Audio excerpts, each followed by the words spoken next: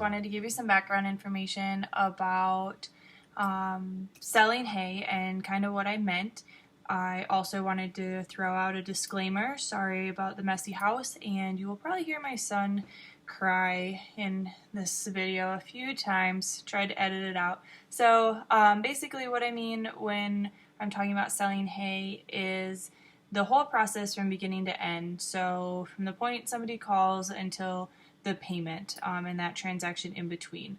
So just wanted to throw that out there, and I hope you enjoy. Thanks! So this event takes place on our family farm located in southeast Wyoming. It's a large farm. We farm about 15,000 acres. It's run by my husband and his father, and they are the fifth and then fourth generation to farm this ground. So a lot of the times this event happens all over the farm, but the scale house is probably the primary hub. It's a place where meetings happen, invoices are prepared and sent out. It's where we keep records. It's a place that we weigh trucks, face-to-face communication about hay, and so I guess this would be an office if we had to pick an office. It's necessary for some of the text that is essential in the selling of hay. It happens here in the scale house. So we'll take a trip over there. So this is our scale house or office, like I said earlier. Sorry about the terrible videotaping, but as you can see, there's a lot of text on the wall. It has to do with our farm as a whole, so I guess it's kind of relevant, but not directly relevant to selling hay. The maps on the wall right here, the circles, are our land, so again, it's relevant to the overall operation, but I wouldn't say directly affects the actual event of selling hay. So what I've found is there's a lack of text in the initial part of selling hay, so the actual transaction. But I wanted to show you the scale house and just kind of show you where the text that I'll show you later, where those are all produced. And if you take a look at, it's coming up here, there's a scale. If you look out this window right here, you'll see the scale, and out the window is where the semi trucks run on that concrete pad, and they'll get weighed right here, and this will produce a scale ticket, which I'll show you later. So this is where it all happened. So now I have the participants, which is primarily my husband and another person buying hay. So this person varies from time to time, but it's typically another person in the agriculture business who's familiar with the process in the event. Sometimes there's a person on the line from an industry outside of agriculture, and therefore the process is more extensive, as my husband needs to explain and spend time explaining the options. So for this particular event, it was my husband and a good friend of ours, as you can see in that picture of us on vacation, and he's a dairy farmer, and he buys a lot of our hay, and their roles are seller and purchaser. So Ty must essentially explain what he has in stock currently and what he's anticipating for the season, while Scott must explain what he's looking for and how much he needs. They both have the role of coming to an agreement on the price, and this typically looks like Scott saying what he can afford and Ty being willing or unwilling to take that price. So this is our scale ticket, and probably the most crucial piece of text in this whole transaction. So this kind of starts off the whole end half of the selling of hay. It gives us the weight. So the scale will be used to weigh a truck, like I showed you in the scale house, and that machine will produce this. It gives us the weight, which is about 21 tons, and it tells us where it's going, what it is. So these are 3x4 bales of grass. And there's 37 of them. So this is crucial because this helps us account for all of our bales, and we compare these to the checks. Next is an invoice. So when we do send out invoices, which isn't very common, we send them out for smaller loads. So this person only got 1 truckload of hay. So it tells us this is the same person that matches that scale ticket, tells us what it is, how much, the price, and then the total. So this is sorry, it's backwards, but this is again another piece of text that is pretty essential in this sort of transaction.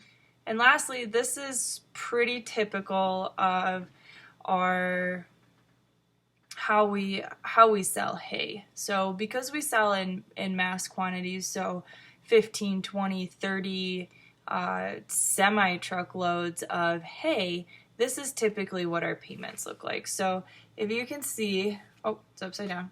If you can see, this is a check that I just got for hay, and the price is 130, and he's paying for 77.24 ton of the however many ton he has gotten so far. So basically, they send us checks in increments.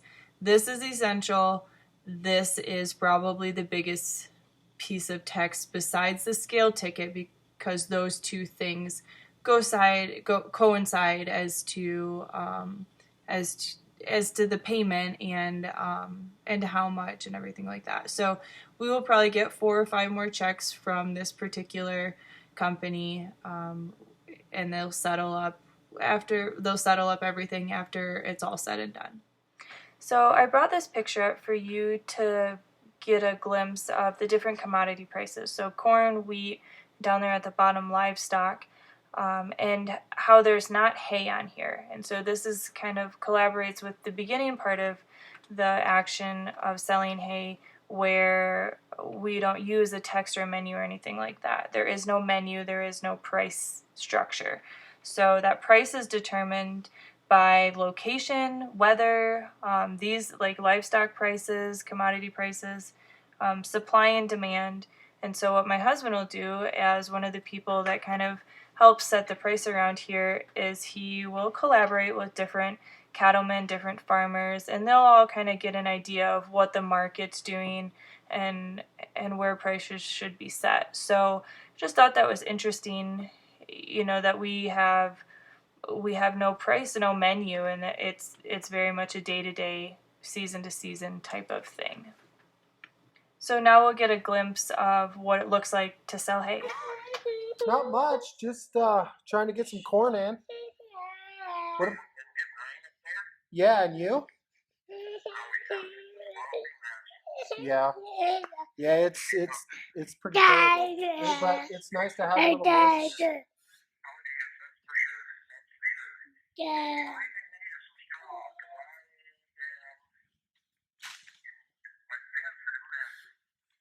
Okay. What kind of how much you looking for? 600 ton, and how soon are you needing it? Pretty quick.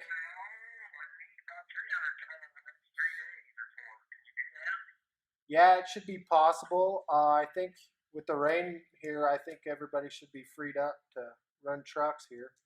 Um, I'm thinking about 105.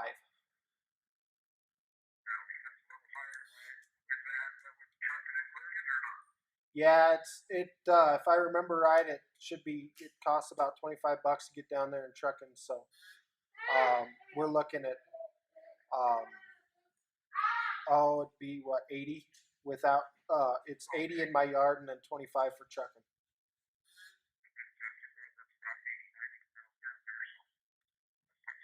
No. Um,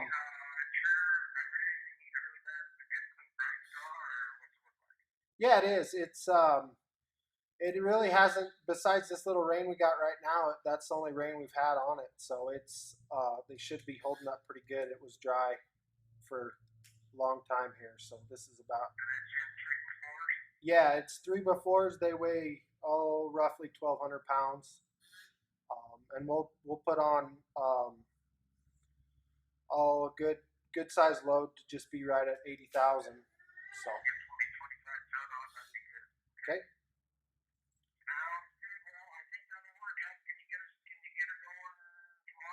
Yeah, we'll load them up tonight and we'll roll out in the morning. So you should see them there. 8:30, 9 o'clock.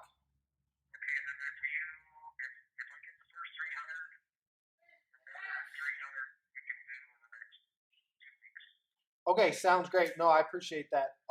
That'll help us to get some more corn in and whatnot. So, uh, sounds good. Thank you.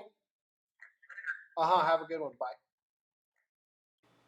So after that phone conversation, the rest of the sequence will be us loading and delivering. So as you can see here in the picture, and then depending on if we're bringing one load or multiple loads, we will either do an invoice or we will receive checks from that particular customer, um, not sporadically, but in intervals. So that's how until all the hay is paid for and delivered. So that's how the rest of that sequencing goes. Feel free to pause these next two clips to read through them.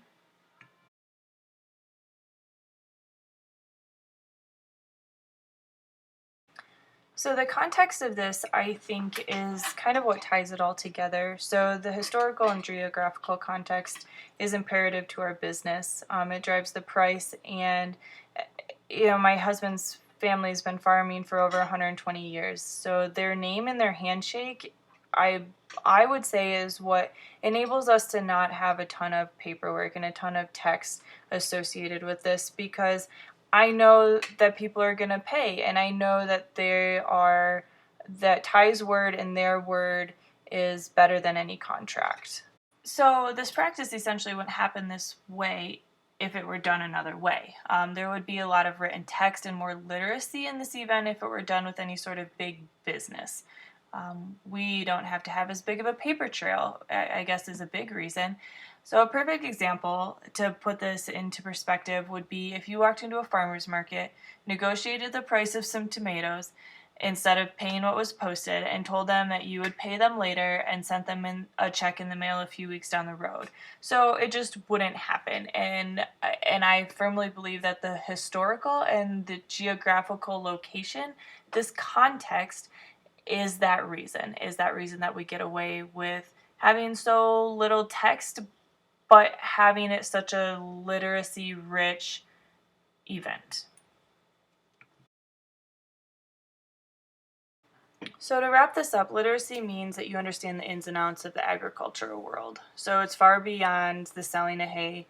Um, so basically, to be illiterate in this practice means you don't get to participate. You can't really fake your way through it. You're either able to converse on this matter or not, and you can understand the practice, but you don't really get to participate. So this event is very ideological in nature. It doesn't make sense, and it cannot be identified or studied outside of its social context. There's nothing to it if it's not embedded in the social situation associated. So, and the whole business would have to be done on a different level if that familiarity and that trust were not backed by decades of proven quality and a name.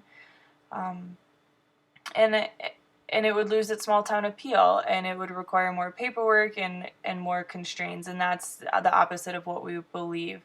So if this were observed and seen in an anonymous framework, the whole thing would fall apart. So essentially, to be literate in this particular event means that you understand the social context, you understand the fluidness and the flexibility of the industry, you understand the written text within the industry specific vocabulary, and you understand the hay specific agricultural practices. So it doesn't mean that you are an illiterate farmer or you are a literate farmer. It just means that you understand the section of industry in regards to selling hay. They tell you good ride, cowboy.